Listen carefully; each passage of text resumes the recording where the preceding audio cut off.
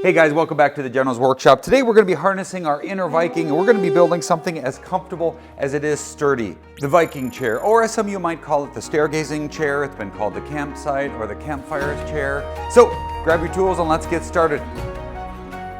Now in order to get started with this build, you're going to need one 2x12x8, and here are some of the tools that we're going to be using. And I'm not going to be using my compound sliding miter saw, just to kind of keep it a little bit more easy and make sure that this is something that you can do even if you don't have a large arsenal of tools at your disposal. All right, you guys, typically when you have a board that's at 8 feet, you'll know that it's going to be a little bit longer than 96 inches. There's not a lot, so we're going to clean up the ends, but you got to make sure that you don't take too much off of it. Otherwise, you're going to find yourself short. I know that I have a compound sliding miter saw, but for the sake of just trying to simplify the process for those that may or may not actually have that, I'm going to be utilizing my M18 circular saw.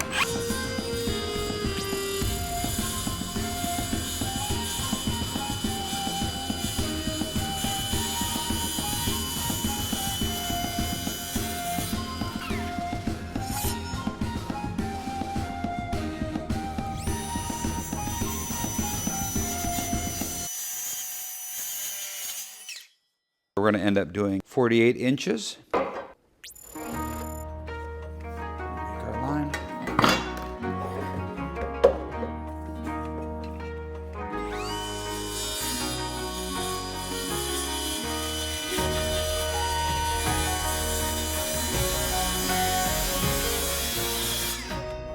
We've got two of our pieces. They're both at roughly 48 inches.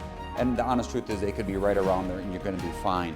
But 48 inches is what I'm shooting for. I'm going to throw up on the screen here just a diagram that's going to show you exactly where all of your cut holes are. So that way later on when you're at home you can screenshot that if you want that. It'll go through and it'll give you all the dimensions for what we're going to be doing. Okay, with this first piece, what I'm going to be doing is we're going to mark back at 12 inches right there. All the way across. I'm going to mark that square to the board itself.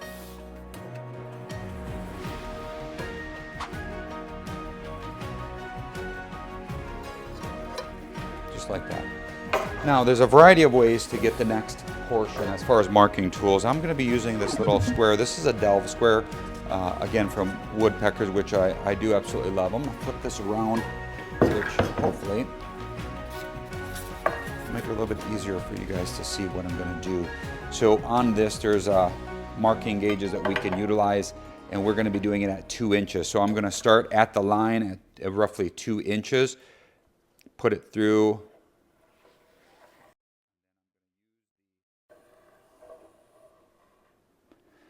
Guess you're going to do that all the way down. Then you can squiggle that, knowing that's going to be the part that you're going to cut out. Again, I'll do the same over here. I'll try to vary my angle so maybe the camera, you can see it a little bit better. All the way off. And so you're basically using the fence on this to ride the corner, marking the 2 inch, makes it fast, easy, quick, just like that.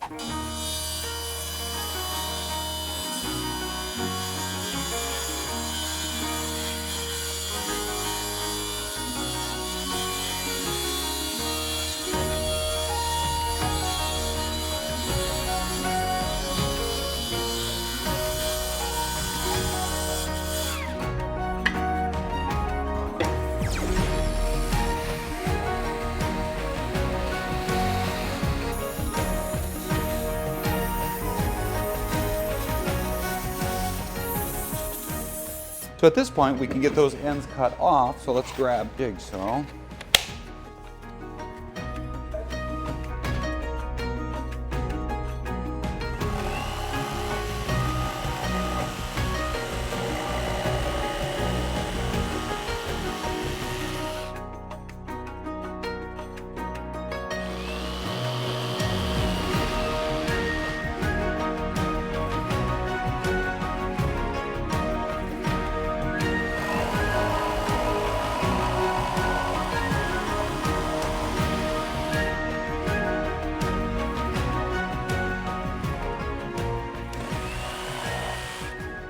is I'm gonna run over and I'm gonna run mine a couple passes through the thickness planer to kind of clean this out. I've got sap and a couple of other things, so I just want to kind of clean it up. You'll also notice that these boards are a little bit bowed, if you will, so that'll also help clean up the high spots on this before I cut this hole. Then I'll come back and do this again because the dimensions are about to change for me.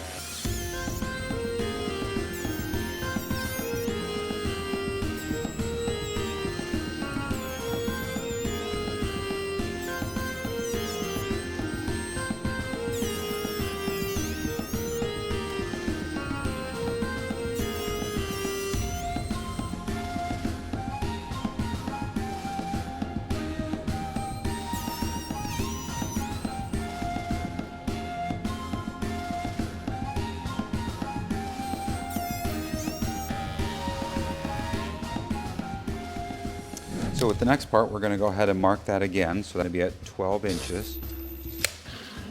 And then I'm going to scribe that line across there.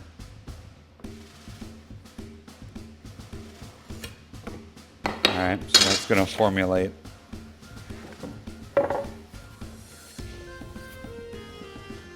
This is going to actually be going through, okay? So this is going to be the seat, this is going to be the back. So what we want to do is I'm going to put this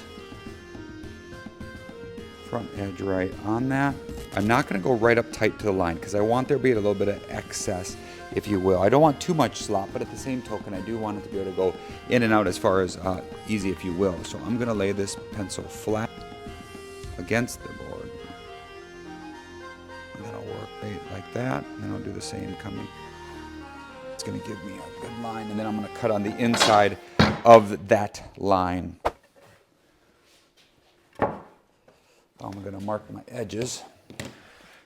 Again, referential markings really just imply that rather than doing it from strict numbers that you've been given, such as off of that sheet, you might do this, and then you come back and you trace where the board is. Not necessarily from measurements, if that makes sense. So then I just create a scribe line here.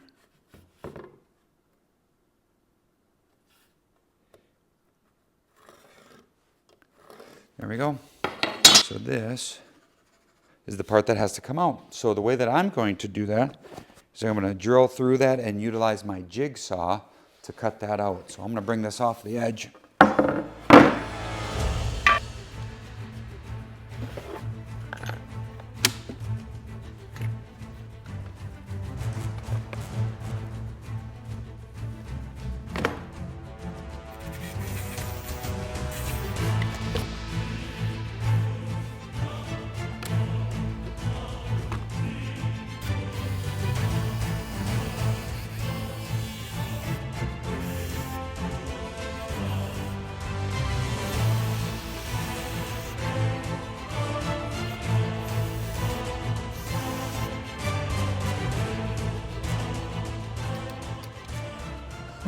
Does anyone else have a dog that anytime you sit down, they assume it's because you want to pet them?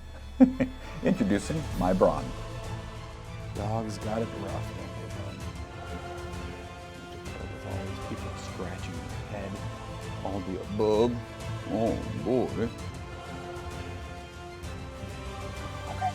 Now, just for a quick note, if you guys wanted to, you could make an actual holster for this piece, meaning make it a little bit more portable. There's a couple things that you could do. One, we could create a little bit of an oval, very similar to like what we did at the top of the librarian ladder. I'll show you that. That would allow for you to have almost like a carrying handle for this. And then on the back side of this, what we'll do is you saved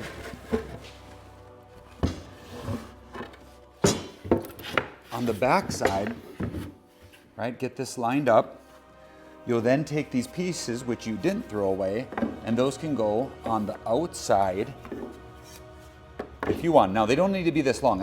In fact, I would cut them down to just a few inches, right? Because ounces equal pounds and pounds equal pain. So you want to minimize your weight. Screw that in, maybe a 4-inch strap, and then do another one of these pieces straight across, and then this can slide up in and out of there, if you will. And that kind of creates a mechanism, one, for storage, but also for portability. Now, the nice thing is we milled this down, right? This piece right here. So when we screw these in and we leave it just like that, they are literally going to be an 1/8 of an inch above that, which is great. You don't want to be super tight that you have to shove it in and then get a pry hammer to get it out. So let's go ahead and cut just a couple different from this. We'll square this off. I'm going to put that up here on the very outermost part. Same thing for this. So that will get put on. Basically what I'm going to do is let's get the references for that, and then I'll get this piece, which doesn't have to, I'll probably break this down on the bandsaw. But at least this way I'll have, what's the matter, bud?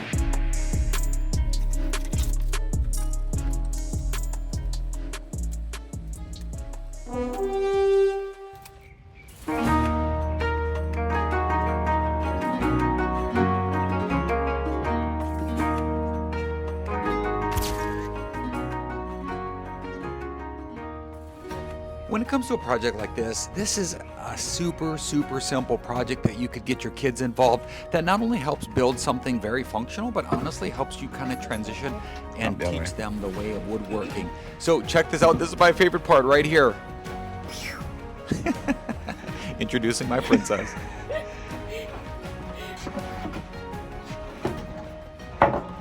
Look at that. So now, guys, that I've made myself a throne fit for a Viking, it made me think, what else could I do to transform something into a unique piece of outdoor furniture?